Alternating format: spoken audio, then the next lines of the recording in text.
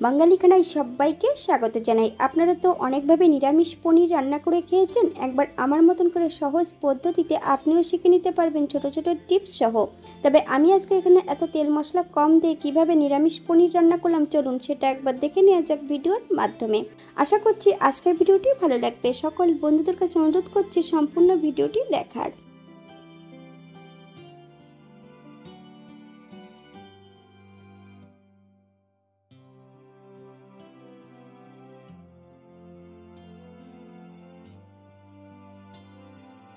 এখানে আমি আগের থেকে 400 গ্রাম পনির নিয়ে নিয়েছি। ছোট ছোট টুকরো করে কেটে নিতে হবে।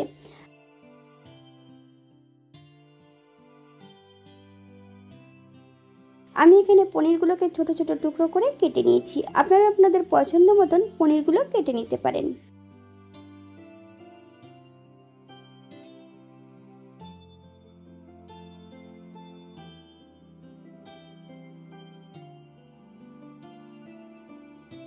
পনিরের জন্য প্রথমে আমি মশলা তৈরি করে নেব। শুকনো খোলায় বেশ কিছুটা মশলা ভেজে নিতে হবে। 1 চামচ ধনে, 1 চামচ সাদা জিরে, দারচিনি, এলাচ, লং, 4টে শুকনো লঙ্কা।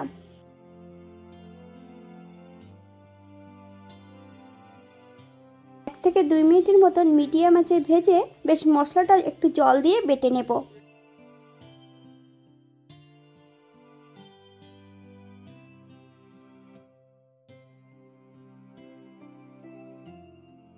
এই পর্যায়ে অ্যাড করব একই কড়াইতে বেশ কিছুটা বাটার।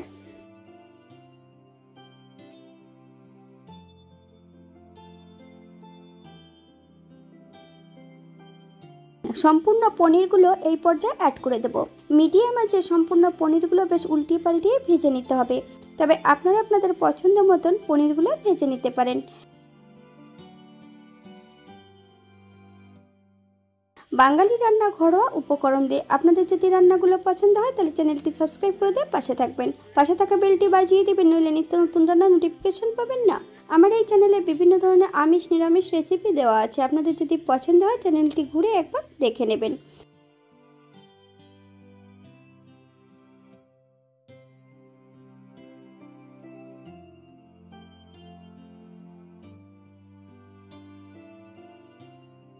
একটা পাত্রে বেশ কিছুটা আগে থেকে দুধ রেখেছি। তবে দুধটা কিন্তু একটু উষ্ণ উষ্ণ গরম হতে হবে। 1/2 চামচ লবণ, 1/2 চামচ গোলমরিচের গুঁড়ো বেশ ভালো করে মিশিয়ে নেব।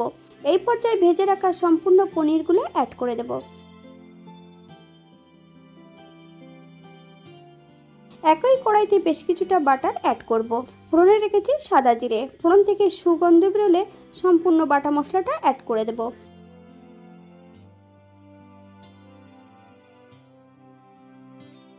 2 থেকে 3 মিনিটের মতন মিডিয়াম আঁচে মশলাটা বেশ ভালো করে ভেজে নিতে হবে।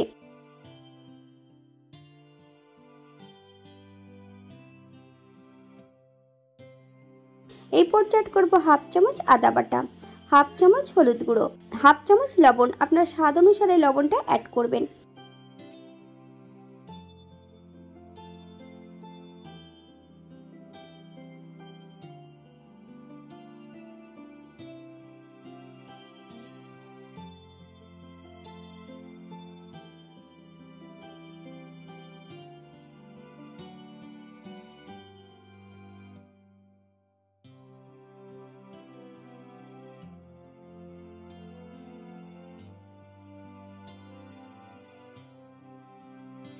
আগের থেকে আমি এখানে বেশ কিছুটা কাজু বাদাম আর পোস্ত বেটে রেখেছি।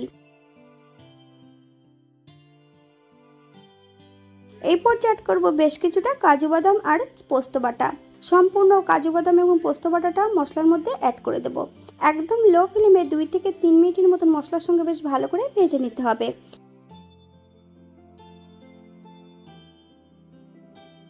এই পর্যায়ে অ্যাড করব 2 চামচ টক দই। আপনারা যদি পছন্দ করেন তাহলে পরিমাণে বাড়িয়ে দিতে পারেন।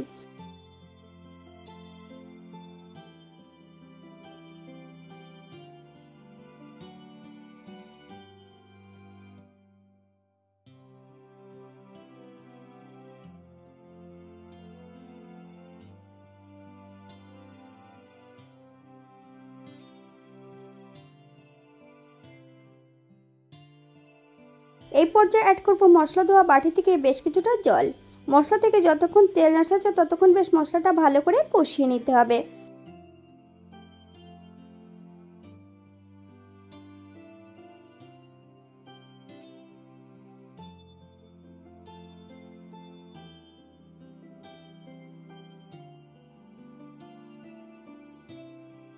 মশলা থেকে তেল ছেড়ে দিয়েছে। এই পর্যায়ে দুধে ভেজানো সম্পূর্ণ পনির এবং দুধ সহ অ্যাড করে দেব। তবে একদম লো ফ্লেমে কিন্তু অ্যাড করতে হবে। 2 থেকে 3 মিনিটের মতন আমি একদম লো ফ্লেমে রান্না করে নেব।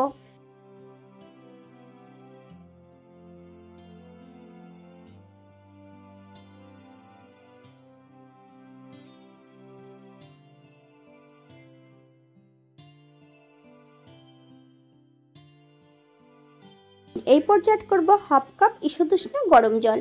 আপনাদের যতটা গ্রেভির প্রয়োজন আপনারা ততটা জল অ্যাড করতে পারেন। হাই ফ্লেমে 3 থেকে 4 মিনিটের মতন বেশ ভালো করে রান্না করে নিতে হবে। বেশ কিছুটা কাঁচা লঙ্কা আমি আগে থেকে অ্যাড করে দিয়েছি, আপনারা যদি পছন্দ করেন তাহলে পরিমাণে বাড়িয়ে দিতে পারেন।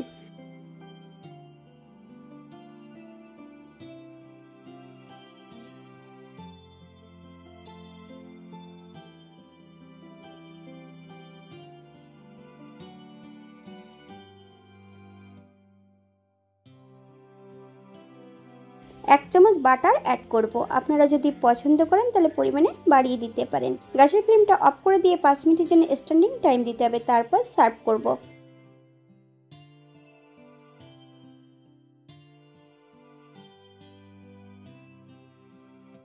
এটা দেখতে যেমন ভারী সুন্দর হয়েছে, এটা গরম ভাতে, রুটি, পরোটা সবকিছুর সঙ্গে অসম্ভব ভালো হয়েছিল। আপনারা বাড়িতে একবার একই পদ্ধতিতে বানিয়ে নেবেন। আপনারা যদি পেঁয়াজ, রসুন অথবা অন্যান্য মশলা যদি পছন্দ করেন তাহলে অ্যাড করতে পারেন।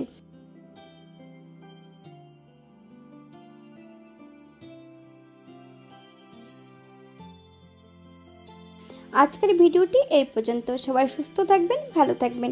অন্যদিন নতুন রেসিপি নিয়ে আপনাদের সামনে আবার আমি হাজির হব। নতুন ও পুরনো সকল বন্ধুদের অসংখ্য ধন্যবাদ ভিডিওটি দেখার জন্য। হাতে যদি সময় থাকে তাহলে একটা লাইক, কমেন্ট, শেয়ার করবেন।